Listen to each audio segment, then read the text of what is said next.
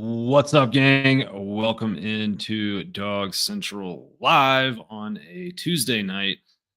Back from a little week of vacation. Was off on the East Coast. Spent a little time with family, seeing my niece graduate from high school. Another reminder that I am very, very old. So that's exciting. But hope you guys are doing well. Hope you're having a good summer. Appreciate you guys being here tonight. Before we get too far down the line, I need to remind you all that we are presented by Home Field Apparel. They are our wonderful. Oh, wait, did it just happen? There it is. Okay. Talon Taylor has just committed to Georgia. We've been saying that this was coming for a while over on the Dog Central forum at tplgeorgia.com. Thank you, Talon Taylor, for making me look smart's not the right word, but accurate. Always want to be giving you guys the right information. This is one that we were on top of, I think, as soon as anybody was out there. So happy to say that that piece of intel was correct. Georgia just landed a massive commitment in Talon Taylor, and that really does feed into what we had on the rundown for tonight.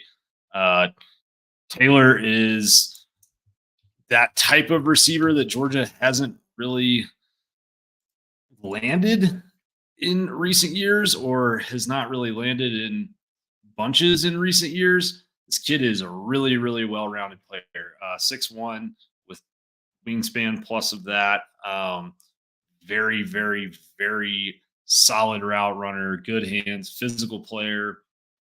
I think, technically sound receiver with top end speed who can really do it all. So I think huge pickup for Georgia there. A lot to be excited about. He just was at the OT7 tournament, the finals of that down in Florida, and really showed out at that event. So excellent, excellent pickup by Georgia, and really, really feels like James Coley is kind of on.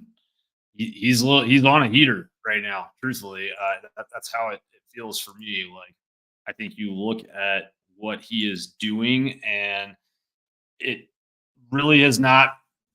I think the last probably wide receiver class that's looked anything close to this on paper was the 2020 class that Georgia kind of landed on the heels of that SEC championship game loss to Joe Burrow's 2019 LSU team.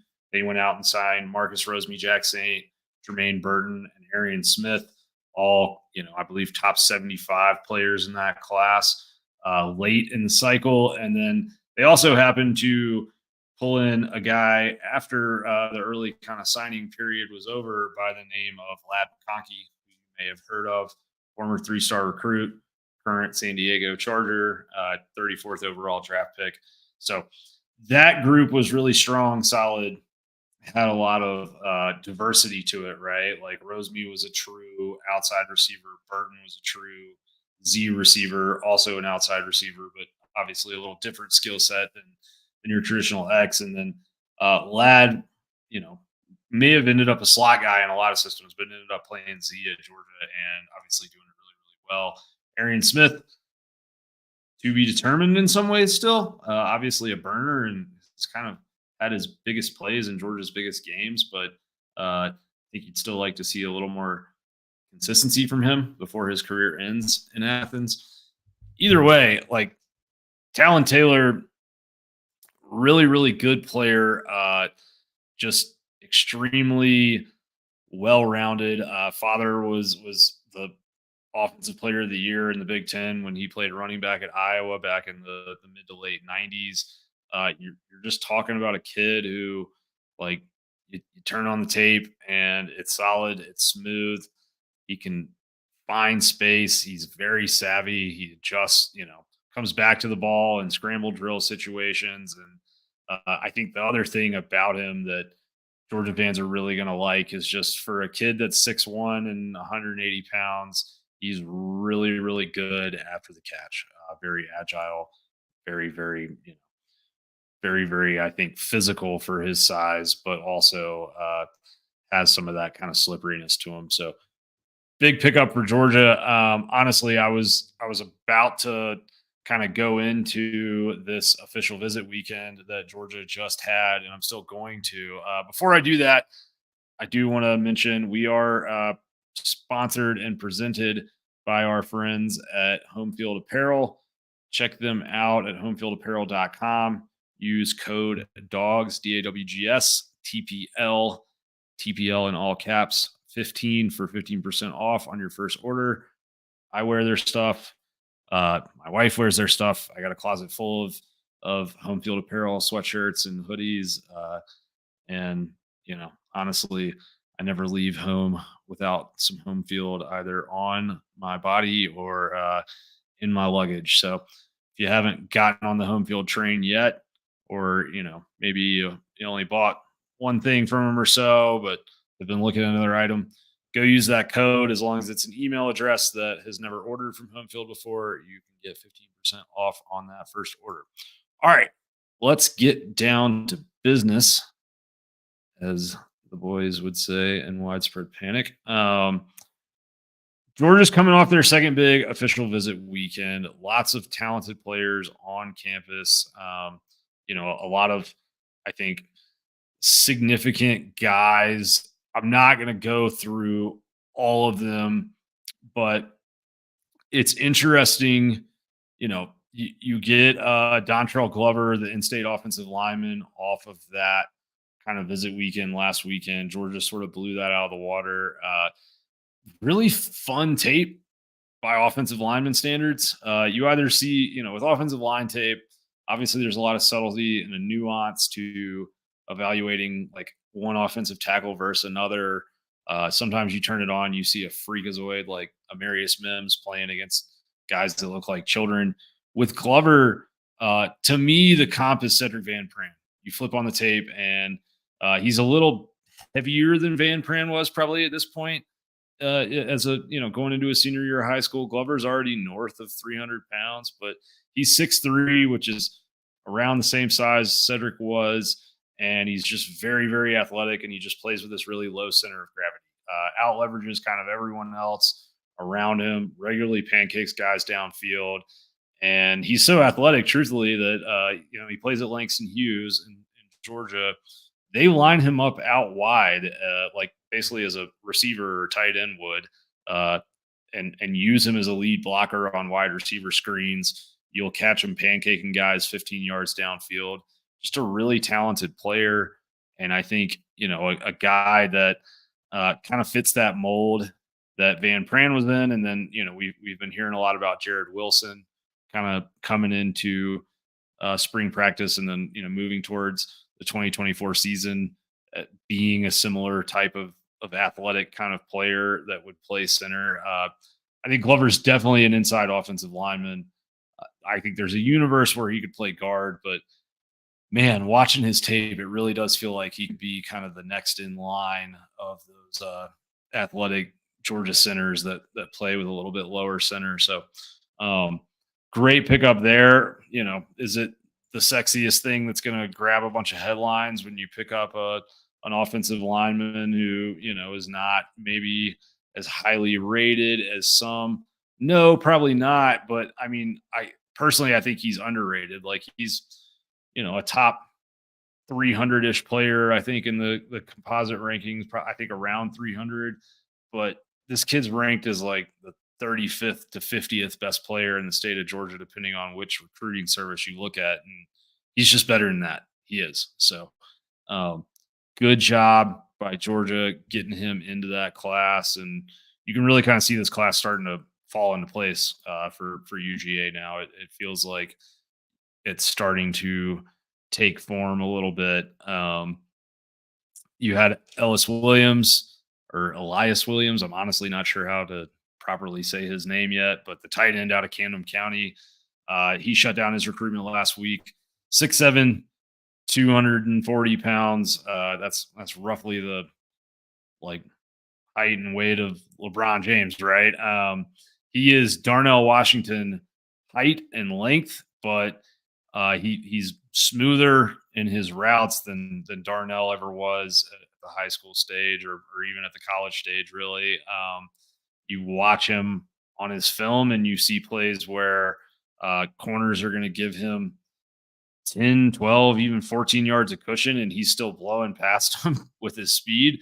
And then you see other times where he's just using his size to basically kind of get in the second level between the linebackers and the safeties in between the middle, in the middle of the field against cover two. And he's kind of splitting the safeties at that second level, and he's catching balls up over 2 and 3 guys. So personally, like as somebody that covers Georgia for a living, I am really excited to watch Williams when he comes into this class. Just when he gets on campus, it's going to be fun. It's not every day you see a player with that size. It's very rare you see that kind of athleticism and speed put together in the same package. He is going to be a fun player. I wouldn't be surprised if he's kind of a cult favorite in Athens before his career is over with. Yeah, you're right. Sacred Grove recruits are very much rolling in. Speaking of rolling in, if you guys are rolling into the stream, hop on YouTube, leave us a comment, ask a question. We got some Q&A coming up here in a few minutes. Happy to get to whatever you guys would like me to. If you're here watching live, we appreciate it. If you're not here live, check us out on the Dog Central YouTube channel or the Dog Central podcast feed. Please like, subscribe, do all those good things. You also, Zayden Walker last week, right? 5-star linebacker, number 1 linebacker in the country, commits to Georgia. At this point, it just feels like every year Glenn Schumann is going to sign the number 1 linebacker in the class. On average, there's usually like 2.5 5-star linebackers per a cycle. He has signed one, I think, all but one cycle going back to the 2018 recruiting class. It's a ridiculous run that he's on of bringing linebacker talent into Athens, and doesn't show any signs of stopping. I think you're going to have some more linebacker commits, high level type players that come into this class in the coming weeks and months too. So all things are how they are, right? Like the sky is blue, and Glenn Schumann is signing 5-star linebackers. That's what's going on in the world today. Getting back into that official visit weekend, some things. You had 5-star offensive tackle David Sanders on campus again. Second visit in I think 3 or 4 weeks. He was there for the scavenger hunt the last weekend of May. Like, that's one to keep monitoring. It doesn't feel like there's a decision there that's happening imminently. A couple players that caught my eye, like Taylor has been obviously on the radar to commit. Now that that's done, Georgia had some other wide receiver commits on campus. And to be truthful, it feels like James Coley is on a real heater. Like, Georgia's been trending for Travis Smith, it feels like, for a while now. Nothing is ever done in recruiting until it's done. And now these days with NIL, even when it is done, it's not always done. But it feels like Georgia's going to get things done with Travis Smith, the 4-star in-state receiver. And that is a kid who is, 6'3.5", pushing 6'4", has the route skills. He's really good in the second half of his routes, coming out of his breaks, like very good hands, has some wiggle to him for his size. I think that is the type of receiver that Georgia hasn't really landed in a while. If you just look at the high school level, like Nitro Tuggle, really good player, but like it has been a long time since you've seen Georgia really nailing down that true X receiver, like that guy that you're going to line up to one side of the field, and if he has man-to-man coverage, you're going to throw it up to him, 50% of the time, because you just trust him to go and get it. Travis Smith fits that description. Another guy that fits that description that I don't think has been on the radar of a lot of Georgia fans, or has been on the radar of much of the recruiting industry, when it comes to UGA, at least, is a kid named Derek Meadows. Meadows was in town in Athens last weekend, and I think he scheduled 5 official visits. Notre Dame has been involved. Michigan has been mentioned.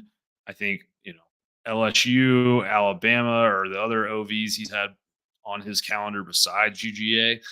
The thing that's really kind of interesting and unique here for Georgia is that they got him on campus and they made a really big move. I think that Georgia is now, very much in the hunt to land Derek Meadows. Uh, Looking at his tape is just really fun to do. So we're going to do that now. Special player, right? 6'5", 200 pounds. He's out of Bishop Gorman in Las Vegas. And he's just one of those that I think is only kind of just now scratching the surface of how good he can be or how good he will be. He's got legit track straight line speed at 6'5", 200. He was the Nevada State Track Athlete of the Year.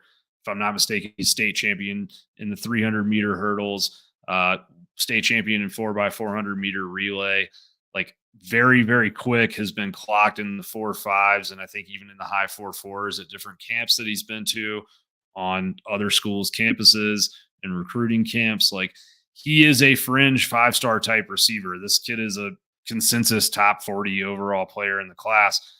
Georgia is now in a spot where I think if he was picking today, I would give Georgia a really, really good chance of bringing him in and landing him in this class. And it's been a long time since Georgia has been in a spot where they get a receiver on campus and they really kind of change the game, so to speak, to use James Coley's favorite little phrase. Like it's been a long time since kids have shown up at that position on campus in Athens and left, and Georgia's really been able to sort of turn the recruitment on its head. It seems like that's what they did last weekend with Derek Meadows. Going into the weekend, a lot of people were focused on CJ Wiley, as they should be. I think Georgia still has a very good chance to land him. It's tough. His father is an LSU alum, right? So like that's a big hurdle to overcome. I think Georgia has gotten him on campus a lot. They've done a lot to try and kind of supplant LSU in that recruitment. I don't think they've done so yet, but they're definitely in it. And the longer that recruitment goes on, I think the better it is for Georgia. Wiley goes to LSU, I think, in a week or two. If he comes off that OV and it doesn't feel like he's, a done deal to LSU, then I think Georgia fans should start feeling really excited about their chances of landing him. But you look at what they're doing at that position right now, at the wide receiver position, and like you've got Taylor that you're landing. You already have Williams in this class and Ethan Barber, two really special tight ends. I mean, I would argue possibly the top two or the top two of the top 3 tight ends in the class. And then it feels like Travis Smith is going to get done. This is getting very interesting when you talk about Meadows and the potential of Wiley. I don't know that they'll get both those guys. That would feel like kind of a dream scenario there. But the more of these types of recruitments that you put yourself into a competitive place with, the more likely it is that one of them is going to fall your way. And with this 2025 receiver class, I think that we are going to be sitting here on early signing day in December and saying, this is Georgia's best receiver class in 4 or 5 cycles, if not maybe Kirby Smart's best receiver class ever. It wouldn't shock me at all if that is the spot we're in at the end of this. So, looking at the chat here, we're getting 4 wide receivers. It certainly seems like they want to take 4. I mean, with Taylor into the class now, I know that they're not going to say no to Smith, Meadows, Wiley, They've kind of backed off on some receivers that I think were interested in Georgia that were a little further down UGA's board. I think that says a lot about where Georgia feels like it's positioned with these other guys. I don't think they'll take four just to take four, though, especially with how they've managed the transfer portal at that position. They'll take four if it's the right four.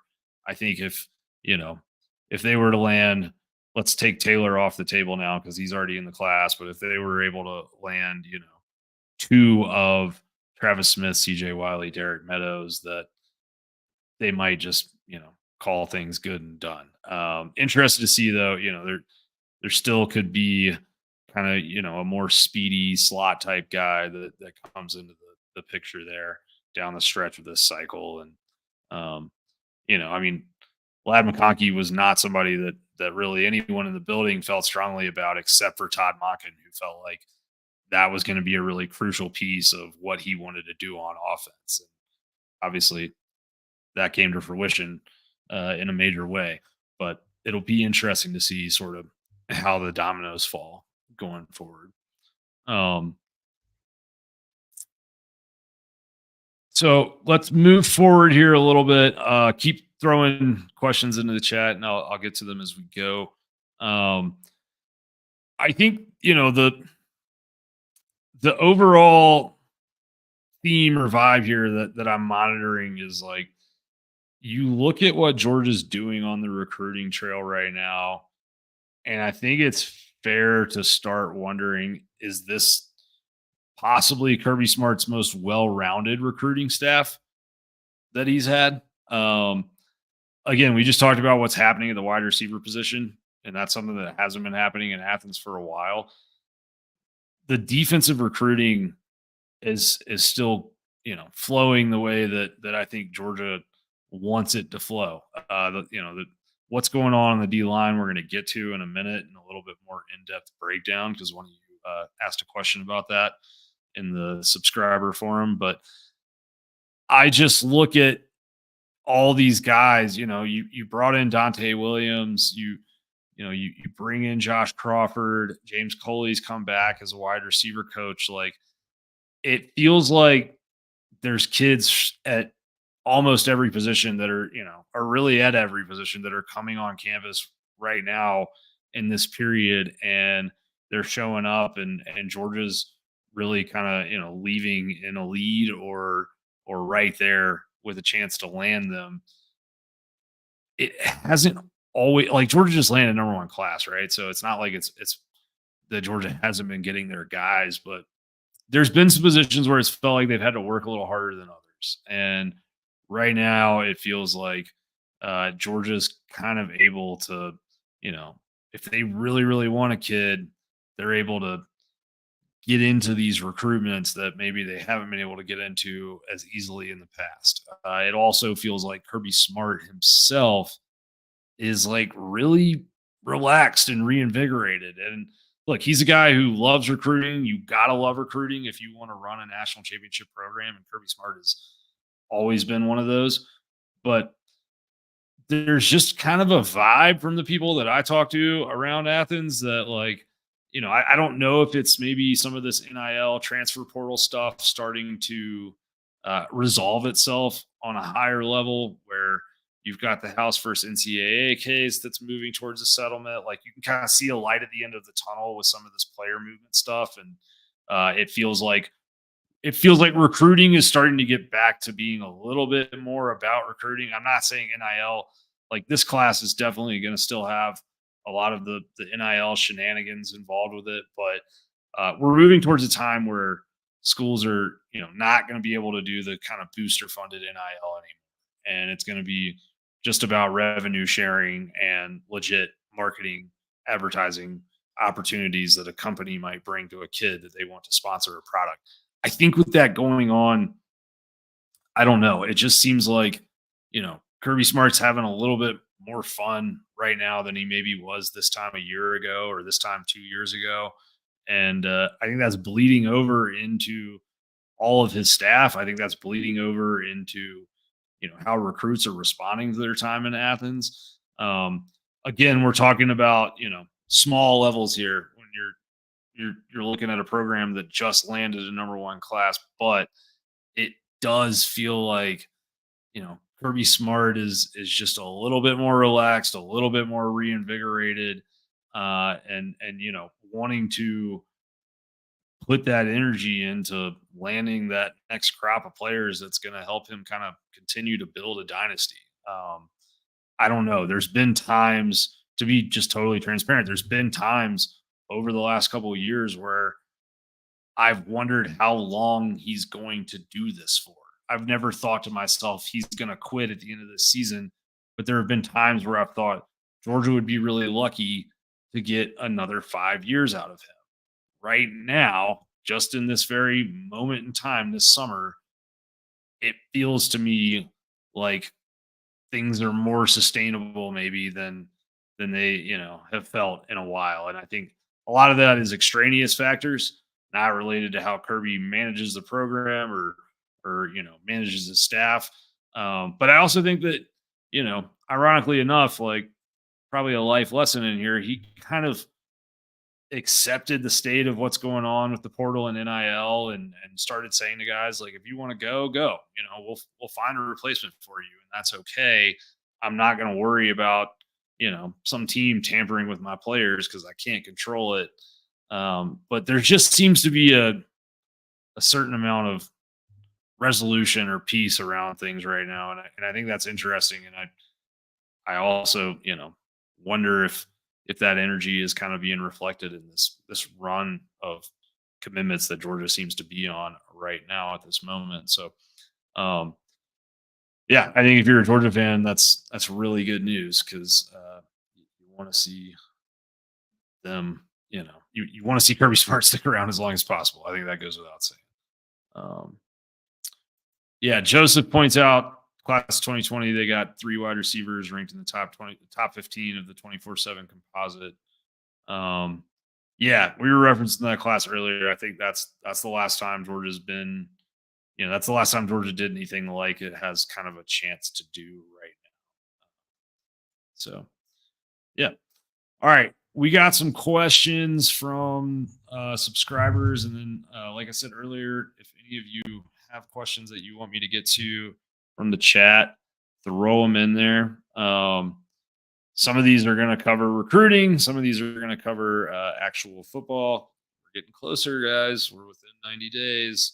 Starting, actually, I think we're now 80 days away from Georgia football. So it'll feel like it'll take 5 years to get here, and it'll also feel like it's here all at once. But Opa Like a Dog asks, how about a way too early starting lineup on both sides of the ball against Clemson? All right. Cool. So let's go with first and foremost. Let's start on offense.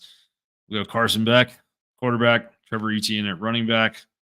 Left tackle, Xavier Truss. Left guard, Tate Ratledge. Center, Jared Wilson. Right guard.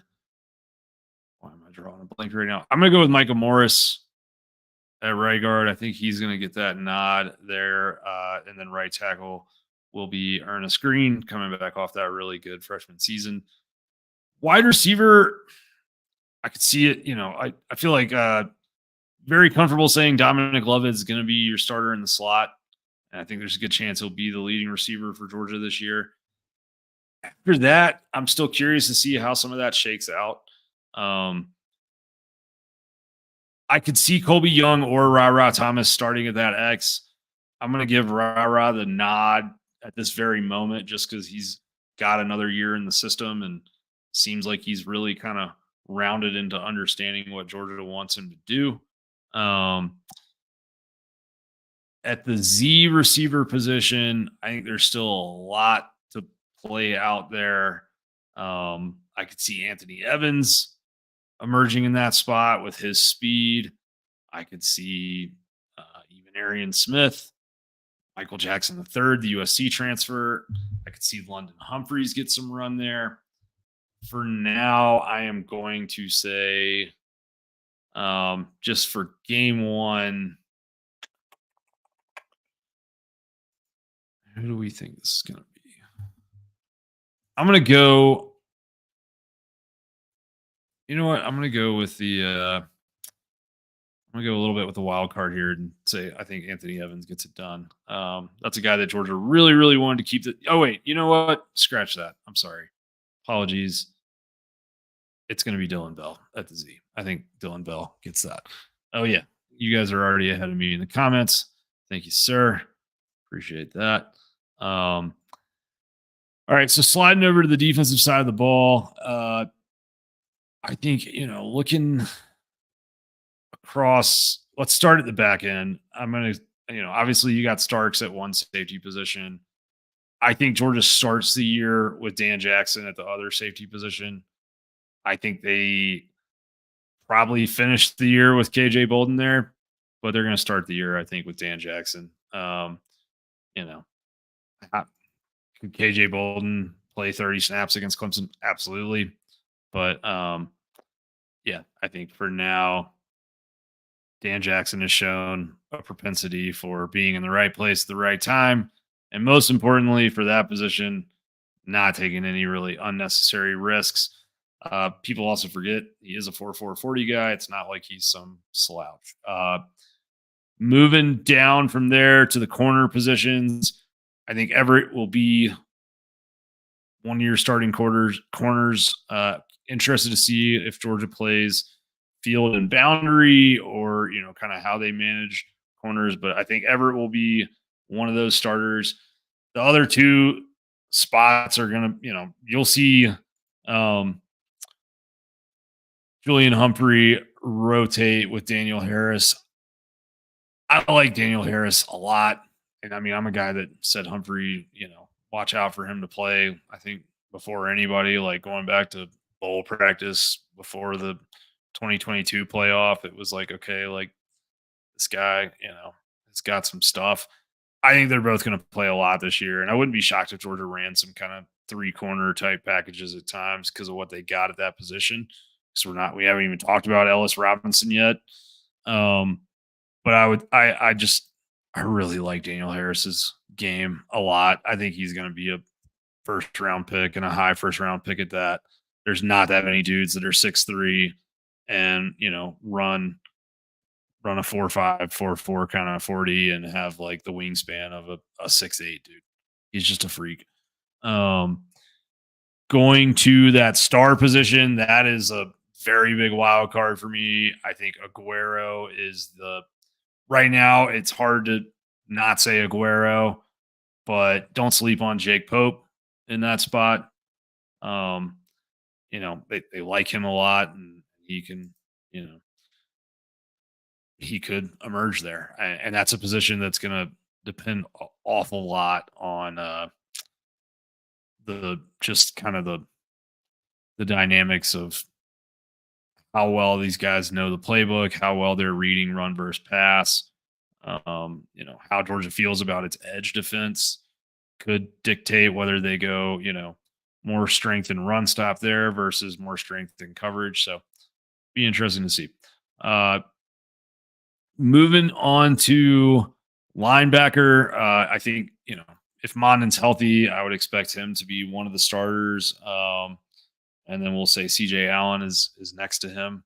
So we also know, obviously, that Raylan Wilson is going to get a ton of run. And then Jalen Walker, I don't know what he is, if he's an inside linebacker or an outside linebacker, but he's got to be on the field, right? So moving down to the edge spot, if it's third down, I think Jalen Walker is going to be out there somewhere, whether that's inside linebacker or edge, I don't know. But they don't start the game on third down. You asked me for a starting lineup, so I'm going to stick with that. I think, obviously, Michael will be at one of those edge positions. In third down situations, I expect to see Michael and Damon Wilson often kind of both in like a 7-tech type role, i.e. stand-up pass rusher, lined up, outside the offensive tackle's shoulders. But for, just kind of that true first down, play the run, first game of the year. It could be Chaz again. I think they like what Chaz does against the run. Um, I'm not sleeping on Gabe Harris. I thought he was really good on G Day.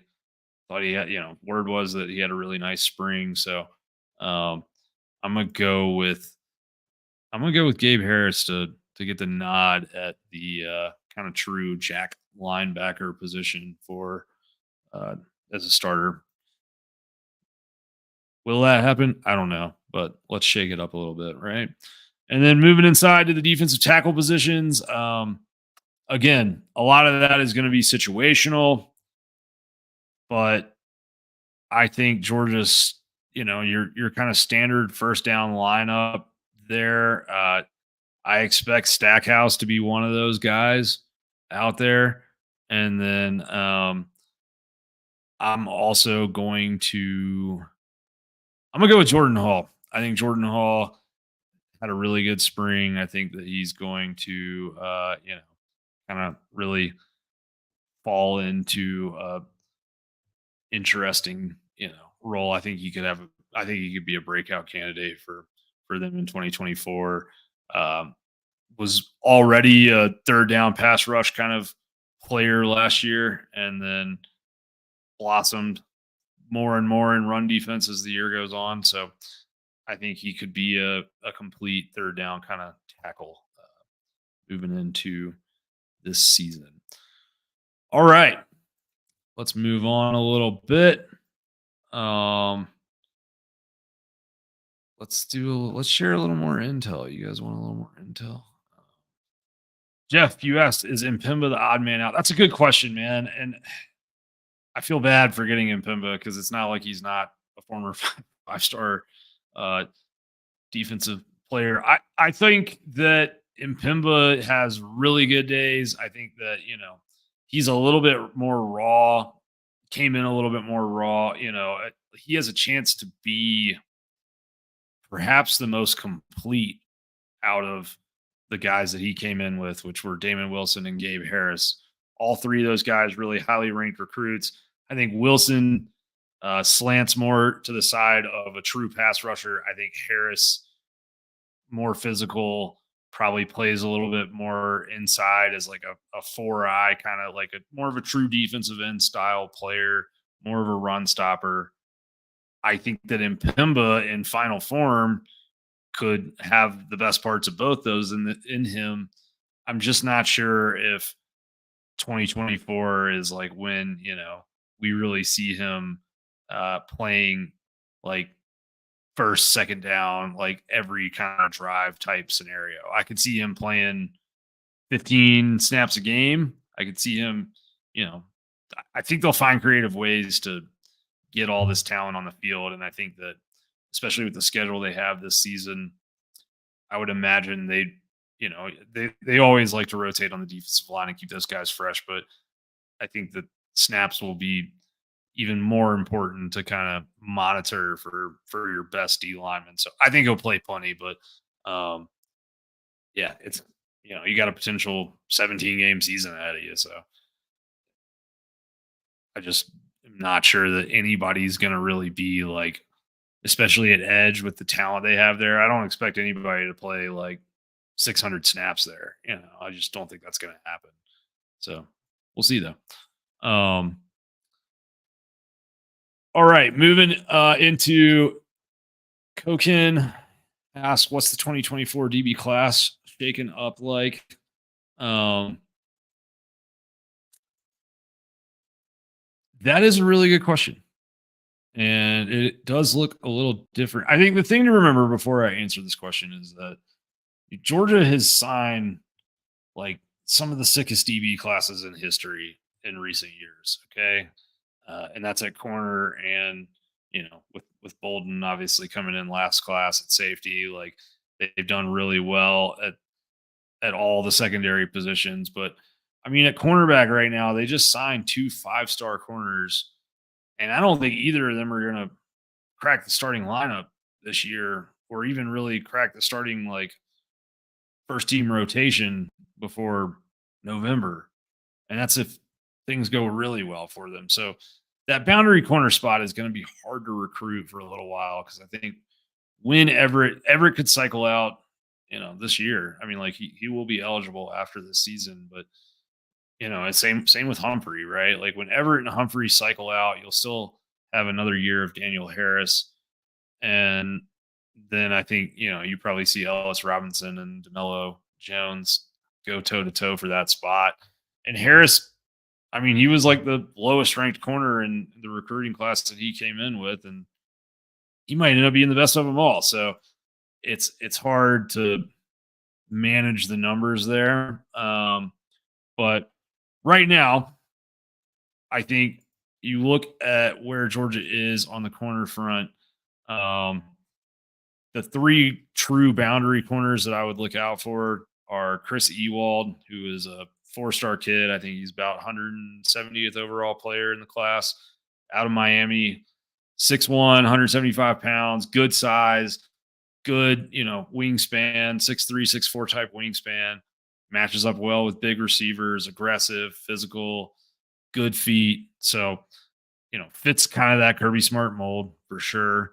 Ben Hanks Jr., probably the highest rated guy Georgia's in on right now. Another four-star player, top 100 type player. Um, Similar kind of dimensions, a little bit longer than Ewald.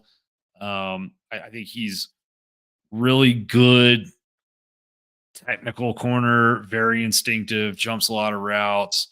Not sure if he has quite the high end speed as Ewald or the next guy I'm going to talk about. The next guy I'm going to talk about is Jonte Gilbert, who is an Atlanta product out of Douglas, four-star, top 125 kind of player. I think everybody sort of had him trending to Clemson for a while, and now we're in a spot where it looks like he may swing back to UGA. Bigger frame, like really long wingspan, feels like a Kirby Smart kind of corner. And Georgia's done a really good job of kind of getting back into a recruitment that I don't think they were in at one point in time. And at this moment, I'm not predicting he's going to commit to Georgia next week or anything like that. But at this moment, it does feel like Georgia maybe kind of has taken the inside track on landing him. Moving to the safety spot, everybody always wants to know about DJ Pickett. To be honest, like I'm not sure exactly, where he ends up. Really talented player, obviously. I think, you look at him coming out of Florida. He's 6'4", 180. I think some people think he's a corner. Some people think he's a safety. He's a little bit light for safety. I don't know what he is. I know he's talented as hell. I'm just not sure. At this moment, I don't think that, I wouldn't project him or predict him to Georgia today. Anything can change in recruiting, but at this moment, it doesn't feel like that's where this thing's heading. The guy that I really like with Georgia at safety, and he was just on campus this weekend, is Eric. I'm sorry, yeah, Eric Winters. Sorry, I almost said Derek Meadows again. Apologies, but look, Eric Winters just on campus last weekend. This is an elite football player. All right, like you got a kid that's 200 pounds. He's over 6 feet tall, and he plays both sides of the ball in high school. He breaks 75-yard runs like you see him doing right here. I mean, that's not a 75-yard run, but like he has incredible feet. He's got incredible twitch, but he is nasty and physical on the defensive side of the ball. And you'll see him cut upfield quickly. Like you can see sort of the athleticism there on this tape that I'm showing right now. And you look at his film, you see this is my favorite clip of his right here. You see a really instinctive player. You watch him read this play, figure out what's going on, and then turn around, flip his hips, track the ball, high point it, pull it down for the pick. Here as well, formational shift frees him up to blitz in the backfield, and he's back there to take advantage of that. Like I think he's a high IQ player, and I think he's a physical player who you know, is really, really physically talented. I think he's one of the 5 best safeties in this class. But I also think that he does a lot of smart things to get the most out of that talent. And to me, that is kind of the epitome of a perfect Kirby Smart defensive back. Especially at that safety position. You look at the Chris Smiths of the world and some of these guys that have made an impact at that position. And I think Winters, more size for sure than Chris Smith had coming out, but um, I would not be surprised if you see him pulling the trigger to Georgia in the very near future, which I don't think many people expected before he got on campus this past weekend. I think a lot of people expected him to probably end up at Auburn. So, um, yeah, hope that answers your question. Um, Also, got a question about the defensive line class. This is, for those not yet committed, who would you like to see outside of Justice Terry and Isaiah Gibson? Obviously, Terry and Gibson are the 2 big prizes, but I think the biggest one's Elijah Griffin. I know that's a little bit of an obvious answer, but Elijah Griffin, excuse me. Anytime you got a 5-star in-state defensive tackle, like you got to lock that down. And I think he might be the biggest priority in this class from a Georgia perspective. They've done a great job with him for many years. So I think the ball is on the one, so to speak, and they got to punch it in over the goal line. But um, that's the guy, right? Like, especially now with Terry, kind of more, I think, in flux than he ever was thought to be because he was committed at one point. Like, Griffith is the guy that you got to go land. And I really like where Georgia is with Isaiah Gibson, for the record. Like, I think that if I had to, you know, pick today where I think he ends up, like I would say I think he probably ends up back at Georgia.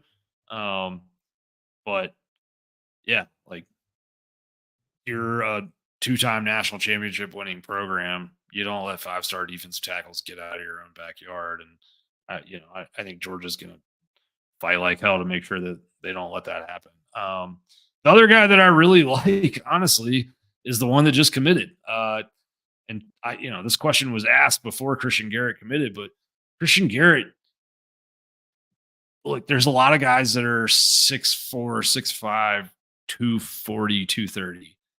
There are a lot of guys who are, 6'4", 6'5", and 340, 330. Not a lot, but there's more of those. There's not a ton of guys, or there's I should say there's probably a lot of guys that are like 6'2" and 300, or 6'3", 315, something like that. There are not a lot of guys who are 6'5" and 285 pounds or 280 pounds, which is what Christian Garrett is, which ironically is like basically, really similar dimensions to Elijah Griffith, guy we were just talking about. I think Christian Garrett is a very underrated player, and he has a lot of, like, Tyron Ingram Dawkins was a 5-star coming out of South Carolina in high school for a reason. It's because he's 6'4", 6'5", and 280 pounds, and like that's that guy that can do everything. He can get up in the A gaps and plug holes against the run, and then also is athletic enough to speed rush off the outside and has the length to keep the offensive tackle's hands off of him. Like, that is a very special kind of blend, and Georgia just got one of those over the weekend. So don't sleep on that, because I think it's big. I think it's very, very big. So, oh, and then Shivers as well. Shivers, very,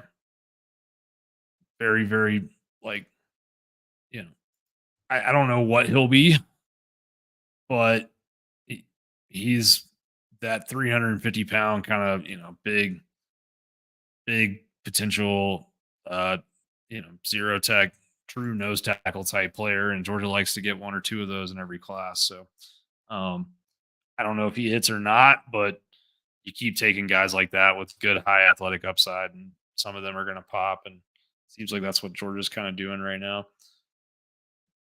What are your thoughts on Todd Robinson? I think Todd Robinson's a really interesting player. I'm very interested to see exactly what Georgia wants to do with him positionally when he gets on campus. Has a lot of skills. You know, I think sometimes you see these kids that are kind of labeled athletes or whatever, and um, he's one of those where like there's some schools, good programs that wanted him as a true running back. You've got him, doing different things on defense and at offense. Like it'll be interesting to see where he ends up. But obviously Georgia's. It seems like Georgia plans on using him as a defensive back, but within Georgia's system, do they like him as I don't 5'11", 195 feels a little short and a little heavy. Maybe not necessarily heavy, but he doesn't really fit the mold of like a, an obvious boundary corner. Now, neither, Kamari Lassiter was not much different size either. So I might be reading a little bit too much into his dimensions. Um, but I think my just gut feeling on him is that he could end up being a really good fit at that star position. And that's a position that always requires kind of a little bit of a unique player with a unique mentality and with a lot of, a very versatile set of skills. So interested to see if that's what he ends up being for Georgia. Excuse me. All right. Got a few more questions. This is a fun one. So, in your opinion, how soon do you think we see NIL deals with major brands like Nike, Adidas, etc.? If we're moving to in-house NIL, I assume that's even easier with the schools already sponsored. So, in my opinion, I look at it as though I think those things will happen, but I'm curious to see how they happen, right? I think that oh yeah, we've been talking about Talon Taylor committed. Sorry, we covered it at the start of the show. If you guys missed the start of the show. Um, anyways, on the NIL front, I think all those schools want to find ways to do different things, different NIL type activations with star players, Heisman Trophy candidate kind of kids. The problem is that it's just different working with a college athlete than it is a pro athlete. Pro athletes are businesses, and the best pro athletes, the types that are getting endorsements with major apparel brands, they know that they're a business. Sometimes college kids are a business before they understand exactly what that means and the impacts that different things can have to personal branding. I guess what I'm driving at here is like Nike, Adidas, etc. They don't want to go out and sign a deal with a kid, and then that kid, has a bad headline for something they did off field or whatever 2 weeks later. Like those are things that are not good. You look at athletes that do illegal things or that do unpopular things or things that are considered to be immoral or taboo. Usually they're parting ways with whatever, endorsements they've got, especially if it's the Nikes of the world. So what I like, truthfully, working for the Players Lounge, where we do a lot of athlete driven content, where we are helping uh, college athletes create shows. Like, I think you will see some scenarios where some big brands come to a company like the Players Lounge or someone similar and kind of use them as like an intermediary, right? To activate with different athletes, but to not directly endorse. That feels more likely to me, at least in the very near term. I think as NIL continues to go on, that we will see um, more and more and more. Like I think we'll just see more college kids that get the game and that understand you know the stakes that are on the table at any point in time, and I expect them to basically kind of go through. I think we'll go through an era where we just see kids get smarter and more aware and probably less and less situations where these guys are acting like college kids and more situations where they're acting like adults because they understand that they are a business in and of their own right now. So um hope that answers your question. Joseph, don't apologize. I appreciate you being here. First couple minutes will be on replay soon. One of you asked, Corey asked, didn't some high school recruits just get a deal with American Eagle? I'm not sure about that. Honestly, I haven't seen that. I mean, I know that guys have done all sorts of different stuff, but American Eagle is a big brand. Don't get me wrong, but like American Eagle doesn't have contracts already with a bunch of universities, right? Like, I think you talk about Nike's Nike and Georgia are very tight in bed, like all these brands are with their uniform contracts and all that. So I don't know how that will play out, but I'm interested to see. What's going to be really interesting, truthfully, is just that it feels like with this House versus NCAA case, not feels like it appears if this settlement gets done as it is currently constructed, that these kind of booster style collectives are going to come to an end very quickly. Collectives are not going to exist as a means to just funnel booster cash to kids. Like there will be revenue sharing and kids will get NIL through that.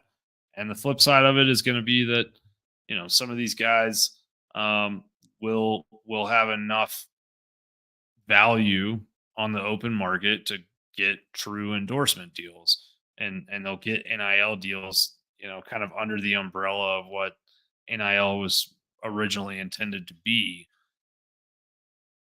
How, I know that the university will also be able to, help kind of fetch deals for them as well. But point being, like, I think NIL deals moving forward they're going to be more interesting to monitor, because if some kid at, you know, Georgia gets a big NIL deal with a big brand like we're talking about, and the kid at Florida doesn't, it's like those things become recruiting tools. Those things will have ripple effects that'll be very interesting to monitor, because we're not just talking about whose donor base has the least amount of donor fatigue right now and is most willing to pony up for this particular kid. We're talking about, real business deals that need to make money, that need to have a return on investment for the people that are paying for them. All right, last question, and then we'll wrap up. Last question is 3 questions, but they are all related. This is from our guy Hunter.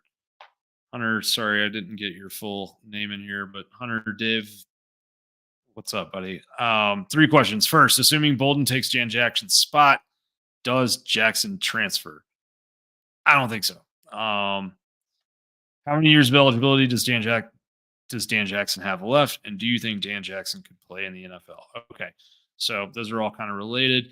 To my understanding, Dan redshirted in 2019 and in 2020.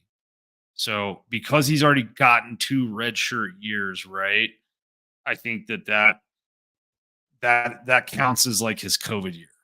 I could be wrong about that because all these applications are crazy now. But the way that I interpreted Dan's career is that he didn't play in 2019 or 2020, and then he played in the last 3 seasons. And, it was good. Had the injury, but I think good player, obviously. So now you've got Dan coming into this season as this will be his 4th season playing football.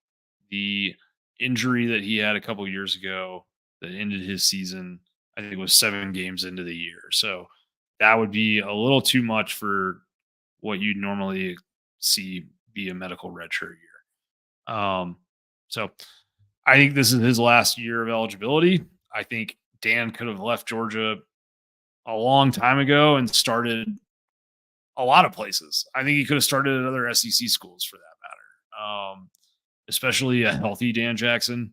I don't think people really appreciate how good a football player he is when healthy. I think back a lot. There was a 3rd down in the red zone against Clemson where Clemson motioned their running back out wide, like Georgia used to do with James Cook in 2021. They did kind of the same play and got that kid isolated on Dan Jackson, and that was the primary read on the play. I was sitting there, in that part of the stadium when the ball was snapped, and I watched DJU, and his eyes went to that running back to hit that play, and Dan Jackson had that kid locked down, and Georgia got off the field without giving up a touchdown there. That was obviously a big deal in a 10-3 football game. So I think Dan is healthy.